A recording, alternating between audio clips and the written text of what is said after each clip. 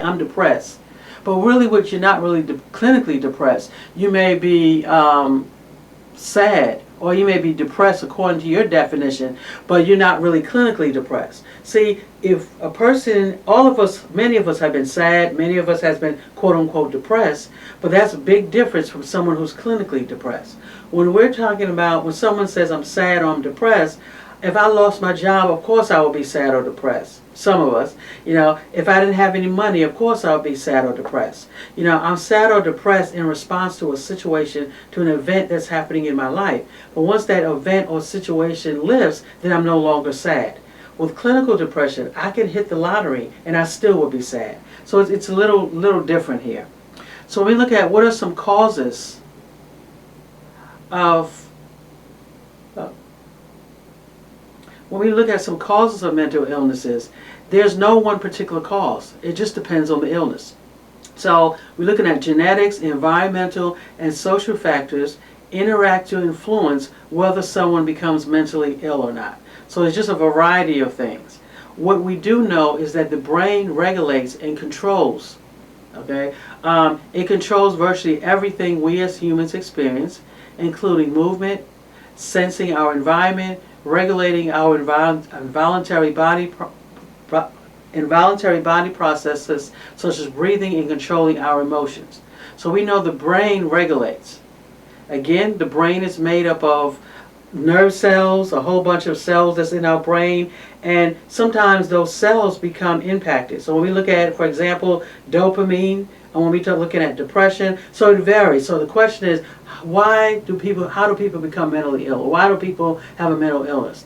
It varies. There are various different factors. It can be genetics in some cases environmental, in some cases it's biological, but we know it's a combination of things. So there's really no one cause, and you really can't say why this person gets an illness, why this person doesn't get an illness. Hormones, as we see here. Physical illnesses, TBI, hereditary. There are a lot of different causes or reasons, right, why a person may have a mental illness. Now, I talked about before about the DSM-5 book that has a list of all the different illnesses in there. There are a whole bunch of illnesses. And when you look at the different illnesses, we may be able to point to a cause. But it's not the case with every illness, okay? Severe mental illnesses are those that seriously limit an individual's ability to obtain employment, interact socially, or cope with everyday events. Severe mental illnesses last so long and are so severe that they seriously interfere with a person's ability to take part in even minor life activities. Even with the use of medications, individuals living with a severe and persistent mental illness may never really be free of symptoms. So again, when we talk about mental illnesses, we're talking about diagnosable DSM-5 disorders. And then you have, well, I should say here, then you have another category, which is severe and persistent mental illnesses, which, as we can see here, are those illnesses that seriously impact or limit an individual's ability. Remember, mental illnesses impact our thoughts, feelings, and behaviors to some degree. Okay? So when we're looking at severe and persistent mental illnesses, for example, it could be schizophrenia, bipolar, delusional disorders, severe depression, so it just kind of varies. Severe and persistent mental illness or illnesses, they have what's called episodes. And as you can see here, is a duration of time during which the patient has developed or experienced symptoms that meet the DSM criteria for a given mental disorder. So some illnesses have several episodes back to back, like bipolar. A person with bipolar may have episodes frequently. They may have them infrequently.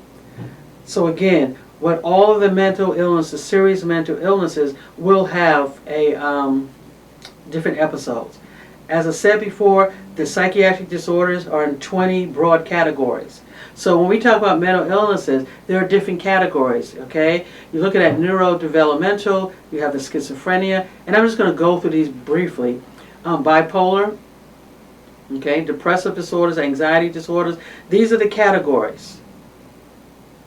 Obsessive compulsive trauma,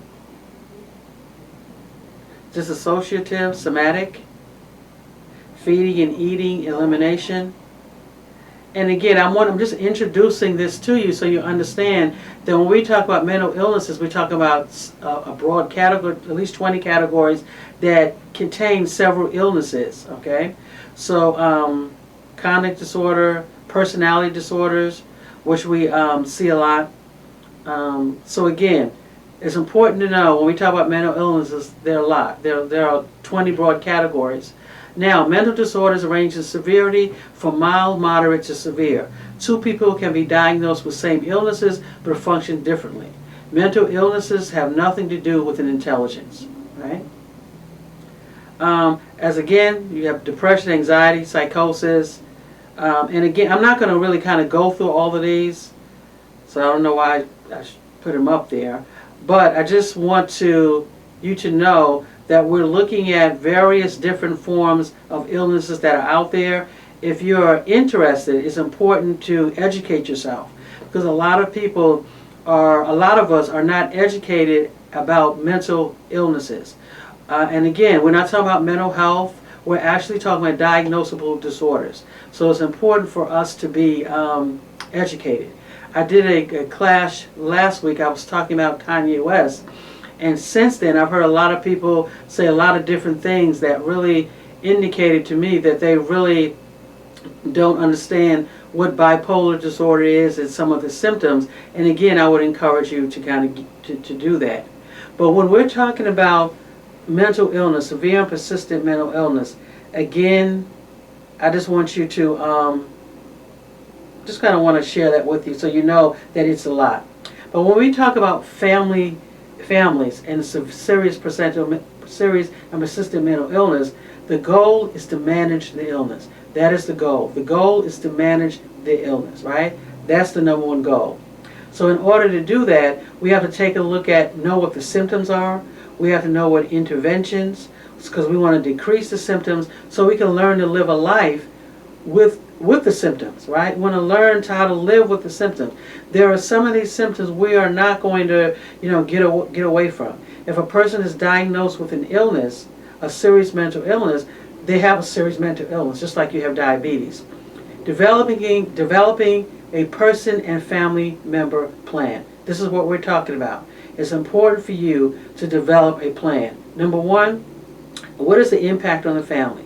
Ask yourself, what life plans have we had to cancel, postpone, or alter as a result of the illness? So again, this is a time when you want to take out a pen or paper as a family member and maybe follow along and say, okay, what is the impact on the family? What are some of the things that we've had to cancel, postpone, or alter as a result of the illness? Okay? What do we need as a family need? Okay? What does each person in the family need? What do I know about the illness, symptoms, or strategies? What are the members of the treatment? Who are the members of the treatment team? What does a less stress environment look like? How do we solve problems? What does recovery look like? What are our concerns? What are the limits? What is stress to me? These are all questions that when you are developing a plan, a plan to manage the illness, a plan to manage the chronic illnesses, because again, it goes without saying, if you are diagnosed with a serious mental illness, you're going to have symptoms. Okay, it goes without saying. It goes without saying that if you're living, you or your family member have a serious and persistent mental illness, it's an illness that has to be managed. So in order to manage that illness, it's important that you begin to, as a family unit, begin to think about, begin to ask yourself some questions, right? And one of the first way is beginning with as we said before, what is the impact on the family? And these are just some questions to kind of get you to start thinking, how does this impact our family? So you may say, oh, I'm not really sure. But no, think about it. What are some of the things that you've had to cancel? What are some of the plans that you've had to postpone as a result of the illness? Okay? You want to ask yourself, okay, in that moment, when we think about the impact, what does each family member need at the time? What are the symptoms? What are the strategies? Okay? What are the members of the treatment team? What did we need, or what do we need to decrease that impact? So when you talk about just starting with that, okay, what life plans have we had to cancel, postpone, or alter as a result of the illness? As a result of the chronic illness, I couldn't go to work that day. Okay, so I couldn't go to work that day. My kid was late for work, was late to school. Right, that was a problem.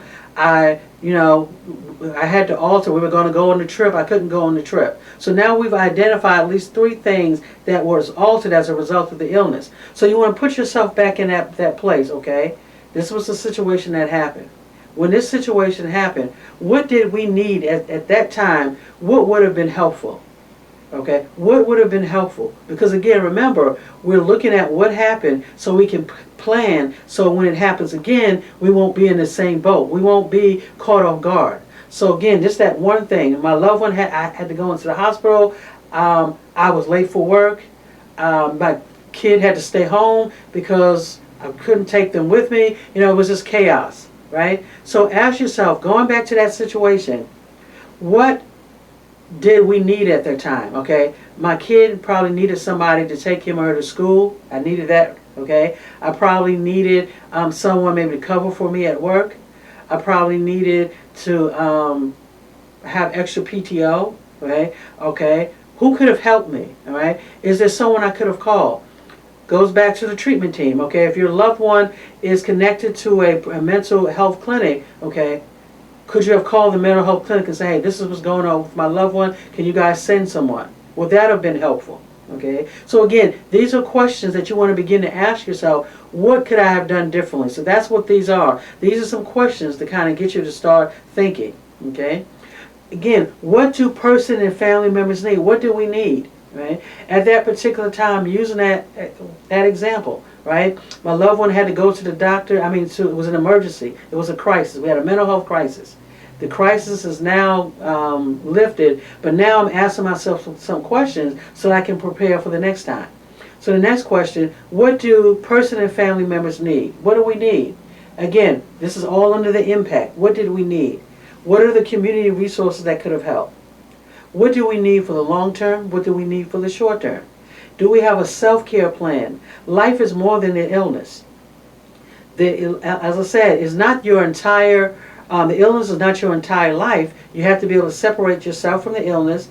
You get to the point where you have come to an acceptance. But before you do that, you want to think about what is it that we need. Because we know a crisis is going to occur. If you're living with a serious and persistent mental illness, a crisis shouldn't catch us off guard because we expect it. Right? So because we know that our loved one or myself or whoever is dealing with a serious and persistent mental illness, I know what my triggers are because I've identified them. I know what my stresses are because I've identified them. I know what the community resources are. I know who to call. I know I'm managing my stress level. I'm paying attention to what my stresses are because I've identified them. So again, when we talk about, this is the first phase that we're going to talk about as we talk about families. And I'm looking here, and I am just talking away, and it does not look like it moved. I'm sorry, people. I'm getting used to the